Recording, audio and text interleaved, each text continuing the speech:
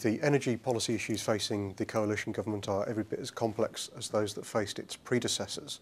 Can you summarise those for us and tell us how Cobbitts is helping its clients find its way through that landscape? Well, Mark, we at Cobbitts are very keen. We set up a bespoke practice for distributed energy companies. What does that mean? Well, in reality, as you've said, in 2011, we are pretty much where we were in 2009, 2010. There's still a lot of uncertainty in that sector. So as well as advising those clients, we're trying to help them to stimulate and grow that market. And what does that mean? Well, we're part of a number of different task forces working on, I'd say you've identified 3 of them, but there's probably 5 main areas. There's the Green Investment Bank. There we're working, in fact we have an event tomorrow where we're trying to help put together a framework that will mean investment flows into all different technologies and not just into, say, grid infrastructure, but also into things like solar, heat networks, etc. There's also the electricity market review. That's pretty much key in terms of sending signals towards, will we have distributed energy, again, heat networks, CHP, hydro, or is it just going to be another centralised energy market around nuclear and centralised coal and gas? That's 2 areas, Green Investment Bank and the electricity market reform. There's then the early review of the feed-in tariff, there's the renewable heat incentive, and there's the Green Deal.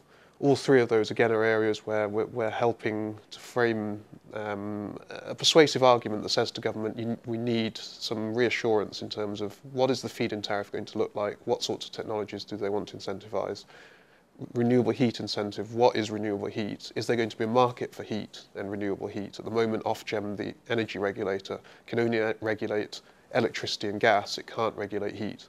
And if you look at countries like Denmark and Germany, where they have very successful distributed energy systems, there they have heat laws that regulate the sale, the supply, the generation of heat.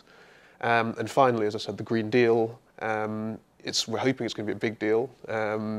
Chris Huhn has continuously said that he's very keen on having the Green Deal. Greg Barker, who is also in the coalition government, I think it's really been one of his pet projects. It's great on rhetoric, but at the moment we don't know where the financing is coming from. Will it help fuel poor households? We're now at 5.5 million fuel poor households. That's predicated to go up to about 10 million in the next 2-3 years. So really, where's the financing for it? Because the scheme works by you essentially over 10-15 years pay back the measures that are done to your home. And really, how are you going to finance that if there's no funding in the scheme? So that's 5 different areas we're working on. Really, we see this year as being helping the market to grow, working with our clients.